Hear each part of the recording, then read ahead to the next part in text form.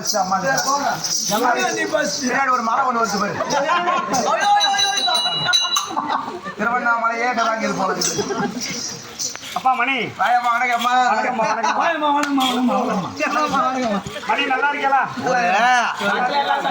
ஒரு சோழ வேஷம் வந்தா அடிக்கு வாங்கறதுக்கு ஒரு கம்ப்ளைண்ட் வர மாட்டான். ஒரு பொண்ணு வேஷம் ஒருத்தர மெனமெனே ஏறின்னு வருவான். நீங்களா அக்கா தங்கச்சி கூட போயிருப்பீங்களாடா நீங்களா? அப்படி கிடையாதா? பொண்ணா பிறந்தா அது இருக்கணும், ஒரு ஆணா பிறந்தா இது இருக்கணும். எது இருக்கணும்? அதுதான் மாதா பிதா குரு தெய்வம் என்று சொல்வார்கள். ஆமா, நம்ம எல்லாம் ஈண்டெடுத்த இங்க வருகை தந்து ஆமா இந்த கலைக்கு பெருமை சேர்த்திருக்கோம். ஆமா, எங்கள் நாடகத்தை கண்டுகளிக்க வந்திருக்கோம். அனைத்து நண்பர்களுக்கும், தாய் தந்தமார்களுக்கும், கலா ரசிகர்களுக்கும், எங்கள் நாடக பிள்ளைகள் சார்பாகவும், கிராம பொதுமக்கள் சார்பாகவும், ராம்ஜி உங்கள் அனைவரையும் வருக வருக என்று வரவேற்று இந்த 23வது ஆண்டு மிகவும் சிறப்பாக பல தடைகளை தாண்டி அரங்கேற்றம் செய்து கொண்டிருக்கிறோம். உங்கள் ஆதரவு இல்லாம எதுவுமே கிடையாது. சத்தியமா உண்மைதான். நீங்க எல்லாம நம்பல. இந்த 10 குடும்பம் பழகுதுன்னா ஒவ்வொரு ஊரும் இந்த கலையை கத்துக்கிட்டு சிறப்பா செய்யறதால இந்த பேரும் புகழும் கடவுளால கொடுக்கப்பட்டது.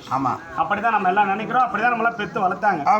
அப்படி இருந்தாலும் இங்க வருகிற அனைவர் பாதார வணங்கி, நாடக நண்பர்களை வணங்கி, பின்னணி இசைவந்தர்கள் வணங்கி, வருகின்ற அனைவரையும் எங்கள் குழுவின் சார்பாக வரவூர் கமலேசன் சார்பாக உங்களை வணங்கி மகிழ்ந்து கேட்டுக்கொண்டு, நான் யார் என்ற விவரம் உங்களுக்கு தெரியும் தானே? தெரியுமா?